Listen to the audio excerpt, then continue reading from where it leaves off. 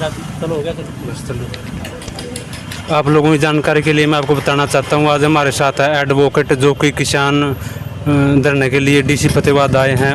हम उनसे जानकारी लेंगे जो किसानों के आगे की रणनीति क्या होगी। अजय साहब, पहले तो आप अपना एड्रेस कन्फर्म करवाएं। मैं अजय सिंह एडवोकेट, अध्यक्ष बुन्ना व्यापार मंडल और जिला अध्यक्ष आम आदमी पार्टी फतेहाबाद, और भारतीय किसान यूनियन में मैं लंबे समय से कार्य कर रहा हूँ और प्रेस प्रवक्ता की प्रदेश की जिम्मेवारी यूनियन की मेरे पास है।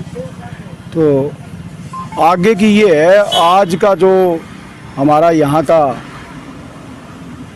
डीसी साहब के ज्ञापन दिया है और यहाँ 2 घंटे के लिए हमने रोड जाम किया है, वो आज पूरे हरियाणा प्रदेश के अंदर डिस्ट्रिक्ट हेडक्वार्टर पे किसानों, मजदूरों और व्यापारियों के नेताओं ने साझा आंदोलन चलाया हुआ है। उसी की रणनीति के तहत 20 तारीख को 3 घंटे के लिए हमारे नेताओं का आह्वान था।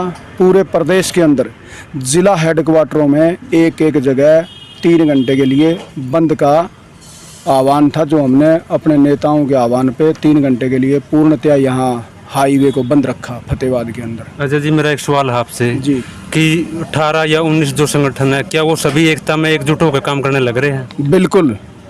मैं लगातार चौधरी घासीराम नैन जी के संगठन से मैं जुड़ा हुआ हूँ और मैं अपना सौभाग्य मानता हूँ कि ऐसे महान तपस्वी योद्धा जिसने ताउम्र इस भोले परिवार की लड़ाई लड़ी और उन्हीं के सानिध्य में रह करके इस भोले परिवार की प्रति जो हमारे मन में भी कुछ भावना पैदा हुई कि प्रधान जी ने अपना सारा जीवन लगा दिया, तो हम भी जितना बन पाता है अपना उतना समय अपने परिवार के लिए, अपने भाईचारे के लिए, अपने धंधे के लिए दें।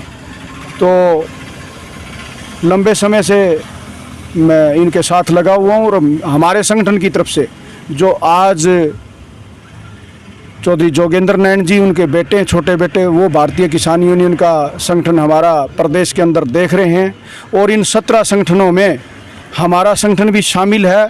और मैं आपकी जानकारी के लिए बता देना चाहता हूँ, जींद में हमारी पीछे मीटिंग हुई थी, उसमें 2 संगठन और आगे, फिलहाल 19 संगठन हैं, बिल्कुल एकजुट हैं और कंधे से कंधा मिला करके दिन रात इस आंदोलन को सफल बनाने के लिए और इन काले कानूनों को वापस करवाने के लिए तन मन धन से लगे हुए हैं। हमारे प्रधान जी भी यहाँ आते, लेकिन आज हमारे नेताजी की पुण्यतिथि है, वो हमने इस बार, हम पिछली बार हमने नरवाना में आयोजित की थी, इस बार उनके अपने गांव में, लोचव गांव में पुण्यतिथि मना रहे हैं। नहीं तो प्रधान जी भी यहाँ होते और उन्होंने घासीराम नैन जी की जी उनकी आज पुण्यतिथि है। 2017 के अंदर प्रधान जी का स्वर्गवास हो गया था, उसके बाद हम 20 तारीख को जो है उनकी पुण्यतिथि मनाते हैं।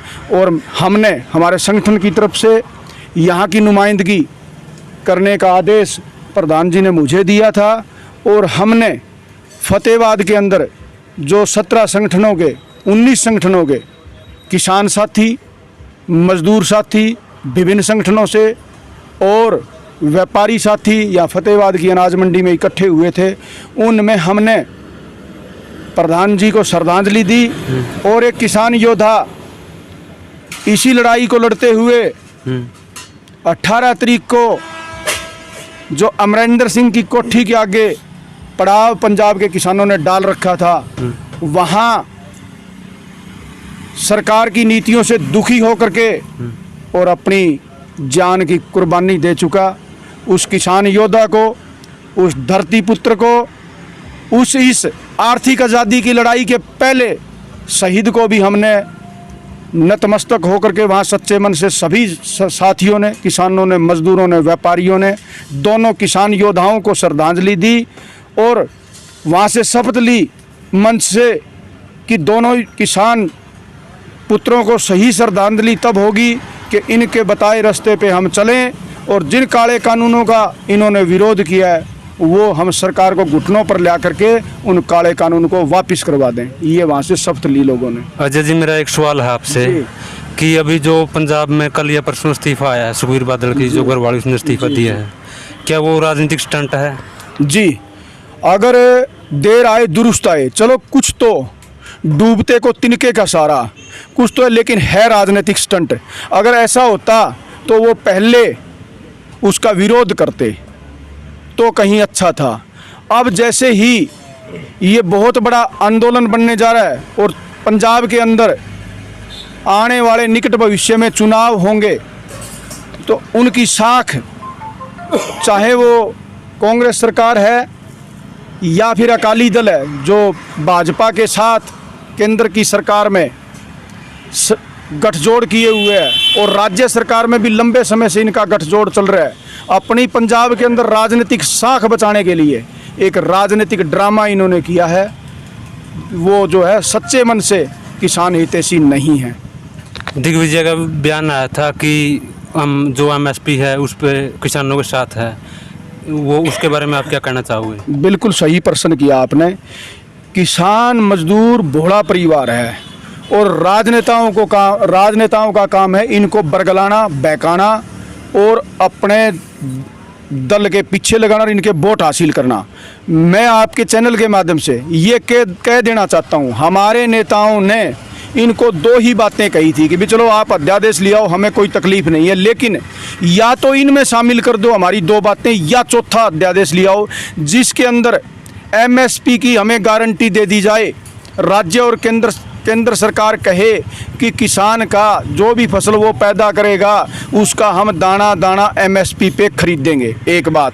दूसरी बात वो ये कह दें कि अगर एमएसपी से कोई नीचे खरीदेगा व्यापारी तो हम उसको जो है कानूनन सजा देंगे। दो बात हमारी मान ली, अध्यादेश लागू कर दे, हमें कतई गुरेज नहीं है। अजय जी, पिपली में लाठीचार्ज हुआ किसानों पर जी, अनिल विज का बयान आया था कि हमने कोई लाठी नहीं बरसाई किसी भी किसान पे, उसके बारे में आपकी क्या राय है? तो इससे उनकी राजनीतिक मंशा साफ हो जाती है कि वो कितना किसान हितैषी हैं। ये तो कहने की बात नहीं है, पूरे हिंदुस्तान को पता है कि कितनी बर्बरतापूर्ण कार्रवाई पिपली के अंदर हुई थी। मैं और मेरे साथ हमारे किसान नेता चांदीराम जी बुन्ना से चले थे। हमें भी जो है पुलिस प्रशासन ने सनियाना नहर के पास नाका लगा करके और गिरफ्तार कर लिया। हमारे काफ़ी साथी थे, 200-250 लोगों के साथ, जिसके अंदर बुन्ना का व्यापारी, मजदूर और किसान हमारी रहनुमाई में पिपली जाने के लिए तैयार हुआ था, लेकिन प्रशासन ने ये विरोध कार्रवाई करते हुए हमें डिटेन कर लिया और बुन्ना थाने में ला करके रखा। और जब आंदोलन ये उनको लगा कि अब जो है ये जा नहीं पाएंगे, शाम को हमें छोड़ा गया। तो सरकार ने बड़ी घिनौनी चाल चली थी और फिर भी जनता के अंदर इतना आक्रोश था कि वहाँ लाखों की संख्या में मजदूर, किसान और व्यापारी इस प्रदेश का पिपली के अंदर पहुँचा। और जब इस प्रदेश का एक जिम्मेवार आदमी, गृह मंत्री, जिसके पास पुलिस प्रशासन का महकमा है, वो ये कह रहा है कि लाठीचार्ज हुआ ही नहीं, इससे शर्मनाक बयान और क्या होगा। इसके अंदर हमें सफाई देने की कोई ज़रूरत नहीं है। और फिर मैं दूसरी बात और कह देना चाहता हूँ आपके चैनल के माध्यम से कि एक तो किसानों को बुरी तरह पीटा गया और किसानों को हिटलर शाही तरीके से जो अपने हक और अधिकारों की लड़ाई लड़ने के लिए जो पिपली के अंदर इकट्ठा हो रहा था उनको रास्ते के अंदर रोका गया। और पिपली में जो किसान साथी प्रशासनिक अव्यवस्था के कारण भीड़ की प्रशासन व्यवस्था नहीं कर पाया, इसलिए वो भीड़ रोड पे आ गई। तो वहाँ हमारे 300 किसान नेताओं पे और आम किसानों पे पर्चे दर्ज किए गए, जिसके अंदर रोकने का और 307 तक के पर्चे दर्ज जो है 300 किसानों पे वहाँ के भिन्न भिन्न थानाओं में दर्ज हैं, किसान नेताओं पर, किसानों पे। क्या जो पर्चे दर्ज हुए हैं उनके बारे में अभी कोई आपकी प्रतिक्रिया सरकार से? प्रतिक्रिया ये वो सरकार को वापस लेने पड़ेंगे, झूठे पर्चे दर्ज हैं वो, और सरकार ऐसे मान जाती है तो नहीं, उसका भी हम एक आंदोलन का हिस्सा बनाएंगे उनको, और सरकार को घुटने पे आना पड़ेगा। जो पर्चे दर्ज हुए हैं उसके लिए आपकी आगे की क्या रणनीति है? सरकार से आप क्या मांग करते हैं? सरकार की ये कि हमारा कोई दोष ही नहीं था, हम तो अपनी बात करने के लिए प्रशासन के पास वहाँ गए थे। और प्रशासन का किसी कारणवश अगर रोड पे भीड़ हो गई तो प्रशासन व्यवस्था करने में विफल रहा है।